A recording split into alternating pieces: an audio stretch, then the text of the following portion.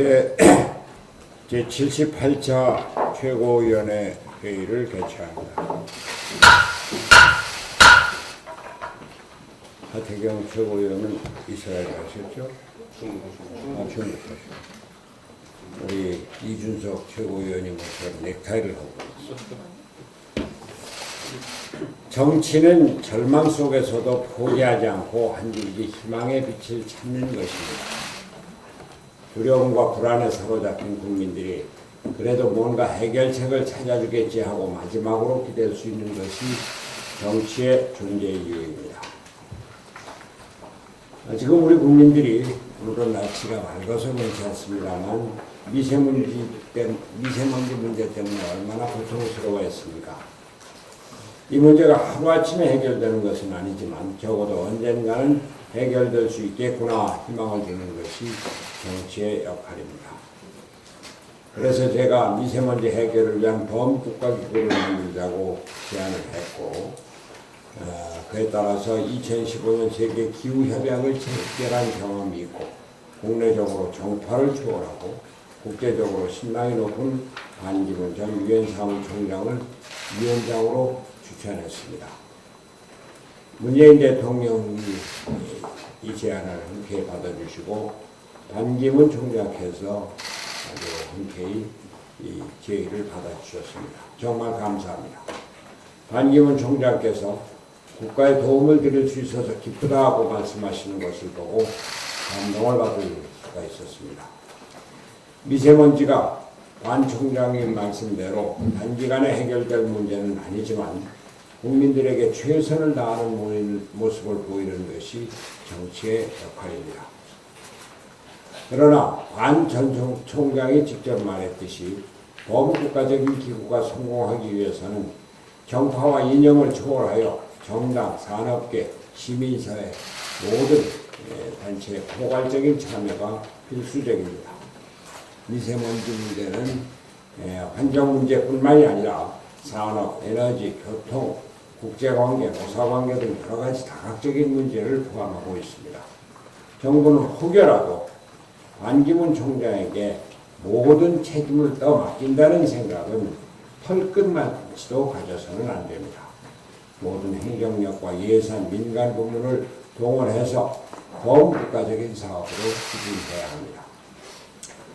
여기서 저는 문재인 정부의 탈원전 정책을 제로 베이스에 놓고 전면 재검토할 수 있다는 의지를 보여줄 것을 제의를 합니다.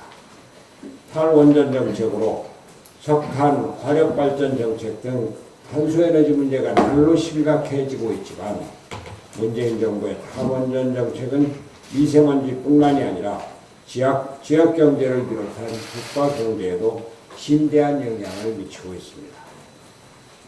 특히 제가 요즘 가 있는 창원은 아주 대단히 심각합니다. 조선산업, 자동차 산업과 기계공업의 붕괴로 어려움을 겪고 있는 창원은 원자력 산업의 붕괴로 미래를 잃고 있습니다. 창원의 본사를 둔 두산중공업의 경우 지난해 3분기 영업이익이 전년 동기 대비 85.5% 급감했으며 4분기 영업이익도 전년 동기 대비 34.1%, 직전 분기 대비 41.8%가 감소했습니다. 창원 지역 경제를 주도한 대표적인 원전 관련 업체가 이렇게 추락했는데 협력업체들의 사정은 어떻겠습니까? 한때 강남보다 더 잘 나갔다던 창원 성산의 번화가가 밤에도 적막할 정도입니다. 두산중공업이 소재한 귀산 해변가 거리와 상가는 횡하니 적막강산으로 변하고 있습니다. 주민들은 먹고 살게 해달라고 아우성이었습니다. 세계 최고의 원자력 기술을 스스로 버리는 어리석음을 감탄했습니다. 국가 경제도 마찬가지입니다. 우량 공기업이었던 한전과 그 자회사들 모두 적자로 들어섰고 전기값은 급속도로 올라갈 전망입니다. 하지만 현재만이 문제가 아닙니다. 세계 최고 수준인 우리 원전 기술이 장래마저 장담할 수 없게 되었습니다. 원전 관련 학과를 지원하는 학생이 줄고 고급 인력은 해외로 빠져나가고 있습니다. 축적한 기술을 발전시키는 것은 물론 유지하기도 힘든 실정입니다. 문재인 정부의 시대착오적인 이념 중심의 정책이 지역 경제와 국가 경제를 파탄으로 몰고 있는 것입니다. 문재인 정부는 반기문 총장을 미세먼지 대책 범국가기구 위원장으로 모시는 이때 탈원전 정책의 전면 폐기와 신기술 산업으로 육성하여 원전 산업을 신기술 산업으로 적극 육성하여 미세먼지 문제 해결과 국가 경제 부흥의 길을 열어줄 것을 강력히 촉구합니다. 한 가지만 더 말씀드리겠습니다. 요즘 제가 창원에서 살다시피 하고 있는데 주로 시민들을 만나서 인사를 드리다 보니 지역 경제 어려움을 눈과 귀로 직접 확인하고 그 어려움에 저도 가슴이 아픕니다.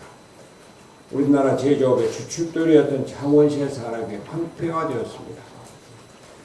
문제는 창원만의 이야기가 아니라는 것입니다.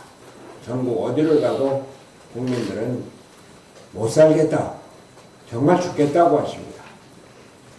자영업자와 소상공인의 매출이 감소해서 고용을 줄여야 할 수밖에 없습니다. 괜찮은 일자리가 없어서 취직하기 어려우니 가계의 매출은 더욱 감소할 수밖에 없습니다.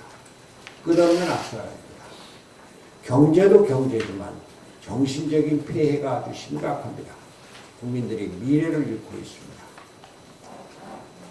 현재도 어렵지만 미래에 대한 절망이 정말 더 어둡기만 합니다. 온 나라, 온 국민이 모든 지혜와 힘을 합쳐도 모자랄 지경입니다. 그런데 누구보다도 대책 마련에 앞장서야 할 노조와 정부가 우리나라 경제의 앞길을 가로막고 있는 현실입니다.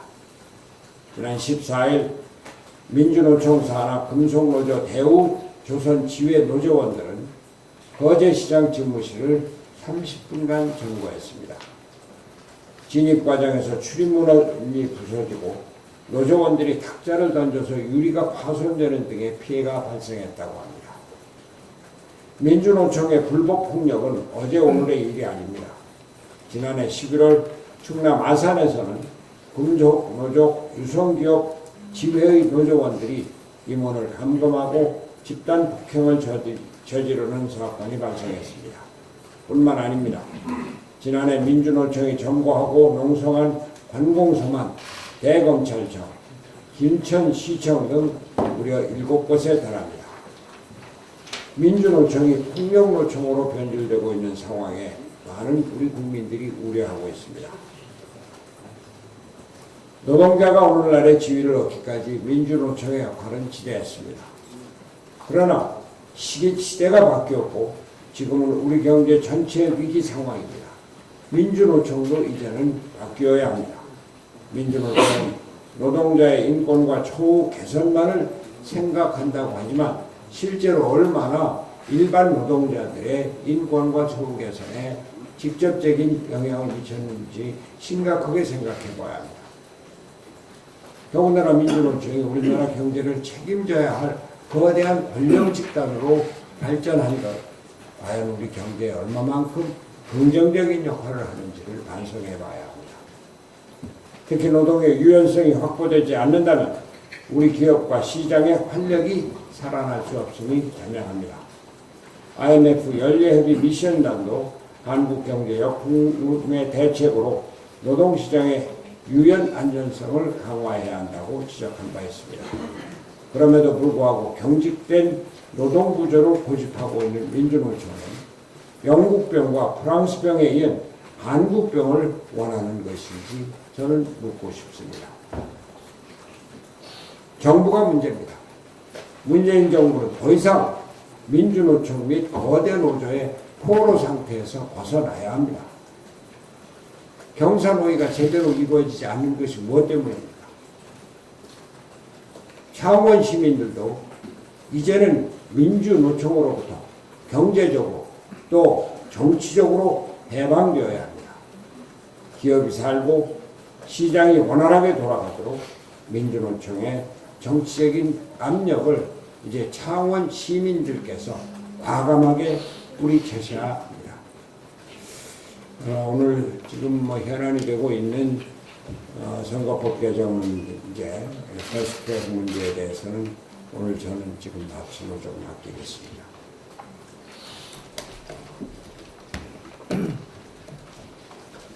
네, 원내대표입니다. 선거제도 개혁은 구태정치와 기득권 양산, 패권 구축으로 일관한 지금의 우리 정치와 대한민국 국회의 체질을 바꾸는 일입니다. 종국에는 국민의 삶을 위한 민생 개혁까지 실현시켜 줄 것입니다. 비례성과 대표성이 확보된 선거 제도를 통해 민심 그대로의 국회가 구성되어야만 국민 의사에 따른 정치가 가능해지기 때문입니다. 지난 수십 년간 우리 정치와 국회는 양극단의 이념 대립에 의한 대결 정치와 막말 정치, 그리고 극단적인 소수 세력의 눈치 보면서 지내왔습니다. 이것이 우리 정치가 국민들과 멀어지게 된 결정적인 원인입니다. 20대 국회는 이런 모습을 극복하고 개혁을 반드시 이루어내야 합니다. 국민들은 20대 총선에서 어느 정당에게도 단독 과반을 주지 않고 다당제를 만들어 주면서 정치 개혁을 요구했습니다. 지금도 여전히 70% 이상의 국민들은 현재의 국회의원 선출 방식이 국민의 뜻을 반영하지 못한다고 응답하고 있습니다. 또 국민의 3분의 2가 선거제도 개혁에 동의하고 있습니다. 민주주의 전당이자 대의기관인 국회가, 특히 20대 국회가 선거 개혁을 더 이상 외면해서는 안 됩니다. 선거 개혁은 20대 국회의 사명이고 국민이 내린 명령입니다. 정상적인 선거제도로 우리 정치와 국회를 바로잡을 수 있도록 바른미래당은 선거 개혁을 위해 끝까지 최선을 다하겠습니다. 자유한국당에게 다시 한번 호소합니다. 선거제도 개편을 위한 협상은 지금도 열려 있습니다. 지금이라도 국민을 위한 선거 개혁 논의에 진지하고 현실적인 방안을 가지고 임해 주시기를 바랍니다.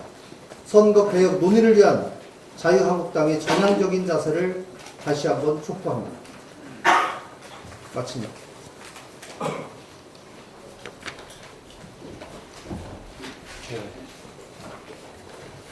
네, 더불어민주당은 정계 개편을 통해서 진짜 더불어 애국당으로 다시 태어나려고 하는지 제가 묻고 싶습니다.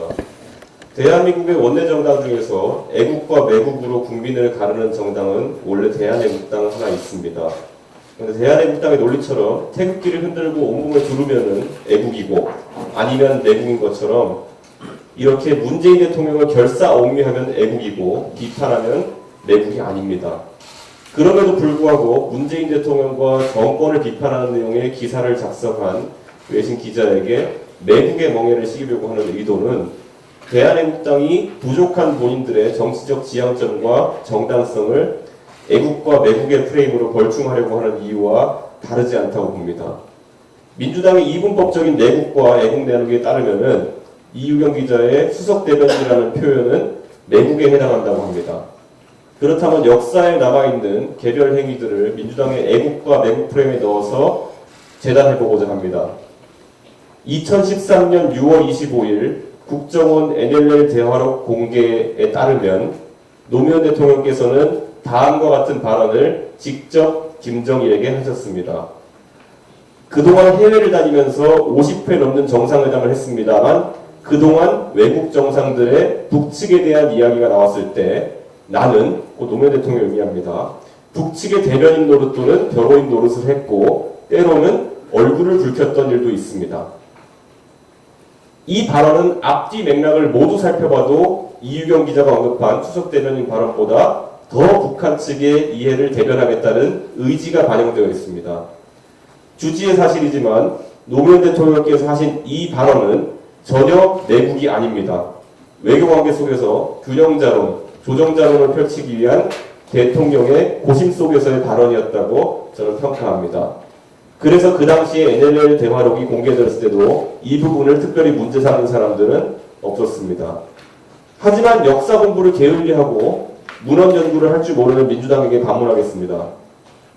수석 대변인이라는 호칭을 기사에 담은 기자가 매국이면 본인 스스로 타국과의 정상회담에서 북한의 대변인과 변호인을 자처한 노무현 대통령은 애국입니까? 매국입니까?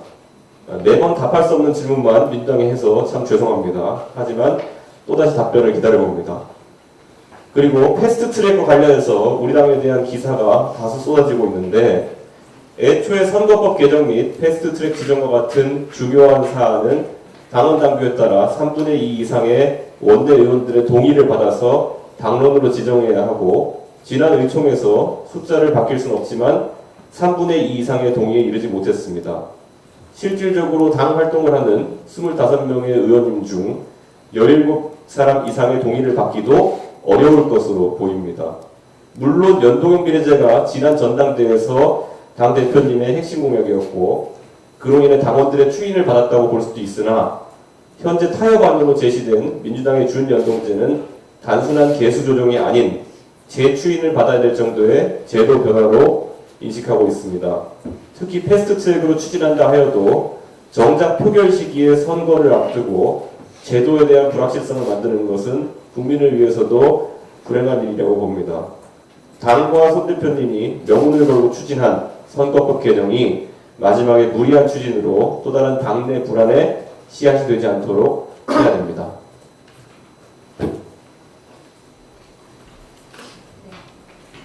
서비스 산업발전 기본법은 이전 정부에서 그렇게 시키고자 했던 법입니다. 그러나 그때 민주당의 강력한 반대로 무산됐었습니다.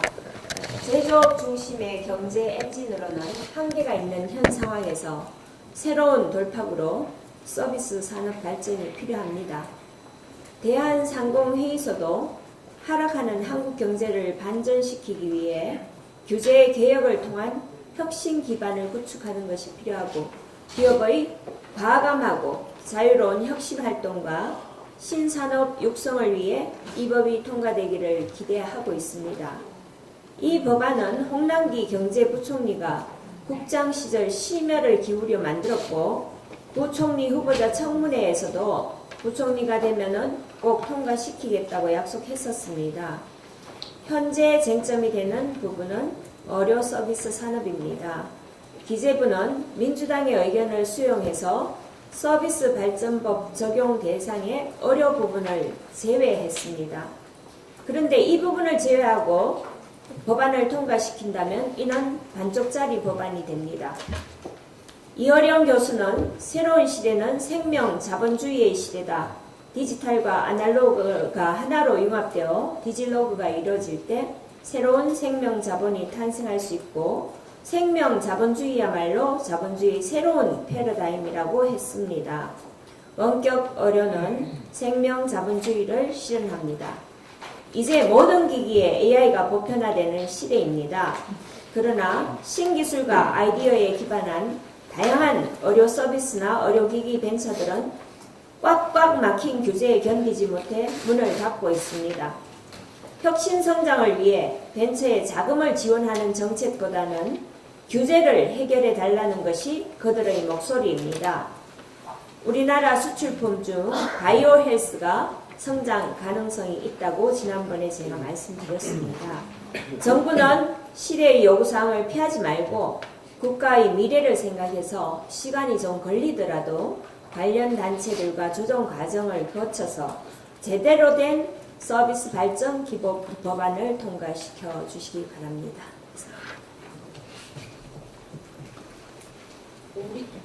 우리나라가 해외 선진국보다 8배 빠른 것은 인터넷 속도가 아니라 가계부채 증가 속도입니다. 3곳 이상 금융사에서 돈을 빌린 다중채무자 중 6명 중 1명은 소득 기반이 취약한 청년과 노년층입니다.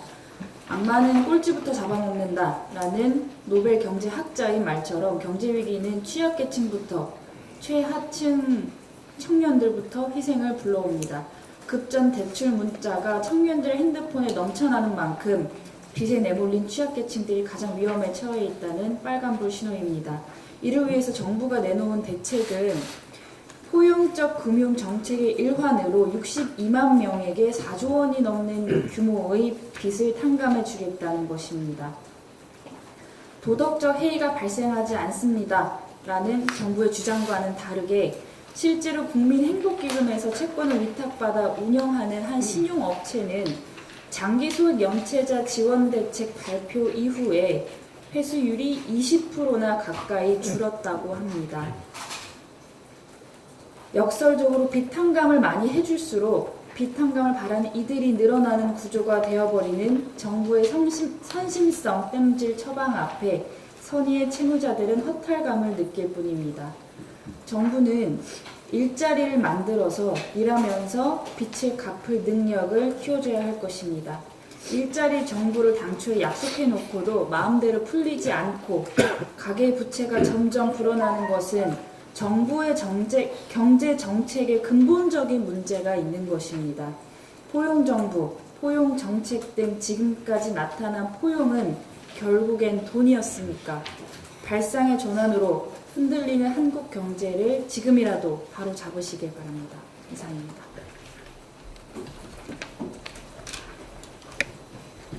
네, 김경수 드루킹 베이크 중상구형특별위원회에서 최고위원회에 범죄 행위의 분석 및 추가적인 수사 필요성에 대해서 검토한 내용에 대해서 보고 드리겠습니다. 김경수 드루킹 일가는 2017년 4월 조작한 공감 비공감 클릭수가 750만 회입니다.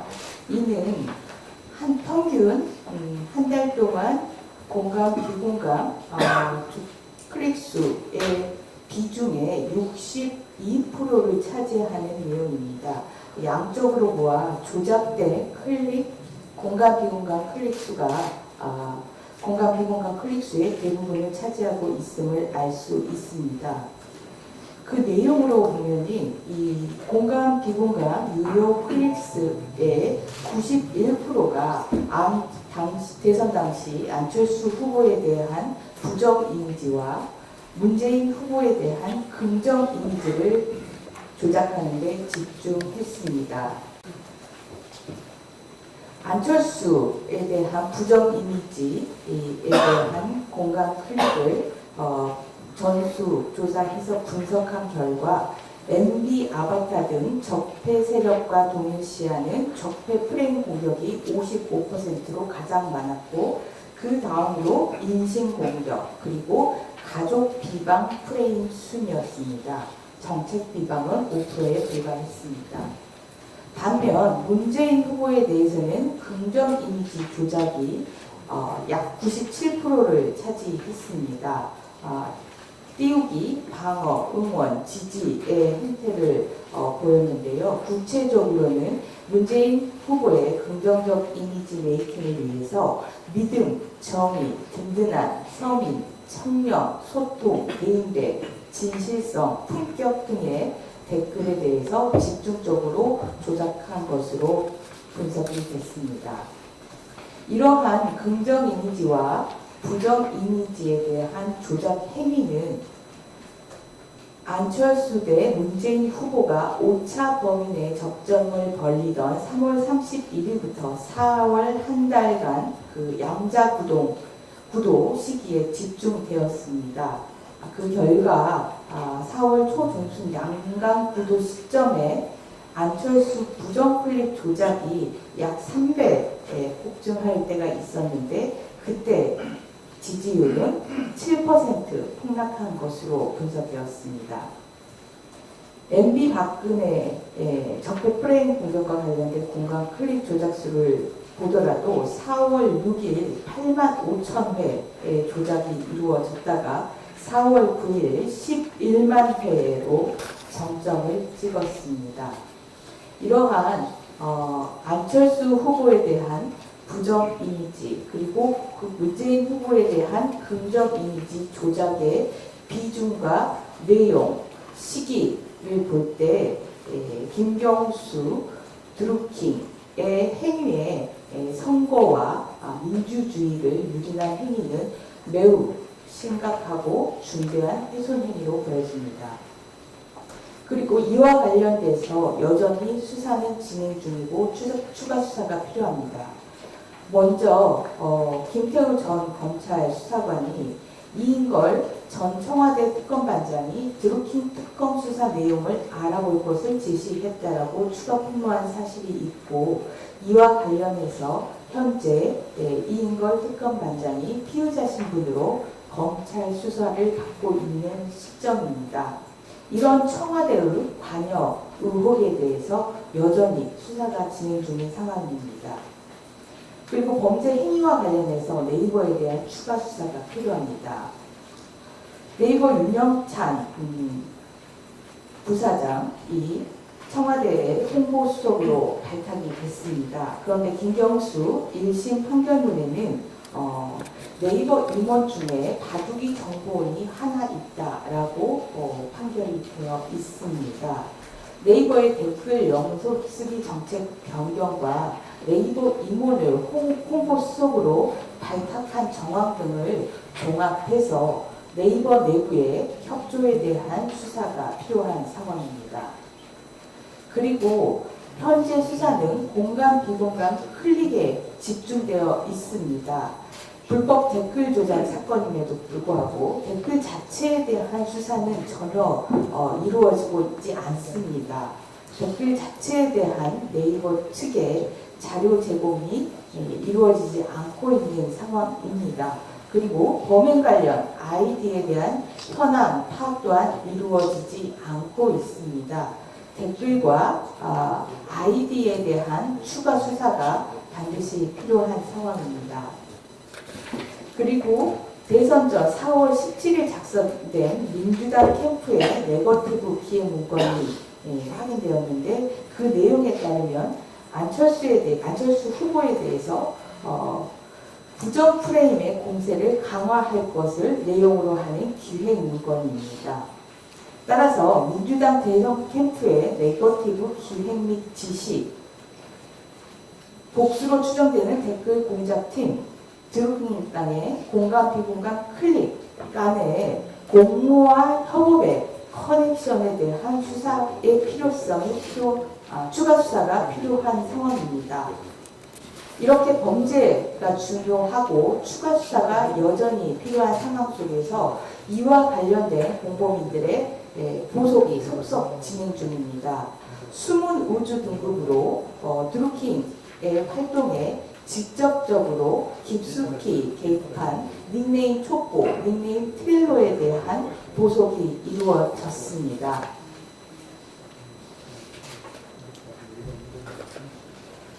그리고 김경수 피고인도 보석을 신청한 상황입니다. 김경수 피고인이 1심에서 모든 혐의를 전면 부인했습니다. 1심 재판부에서도 이러한 전면 부인의 행위에 대해서 수긍하기 어렵다라고 법정 구속을 했던 상황입니다. 이러한 피고인 김경수가 2심 진행 중인 상황에서 보석으로 인해 석방될 경우 증거인멸의 우려가 매우 높은 상황입니다. 여전히 추가 수사를 통해 실체적 진실을 발견을 해야 되는 사안입니다. 실체적 진실 발견을 더욱 어렵게 만드는 결과를 초래할 것이 매우 우려되는 상황입니다. 이상으로 김경수 도지사와 드루킹 진상규명 특별위원회의 분석 보고를 마치도록 하겠습니다.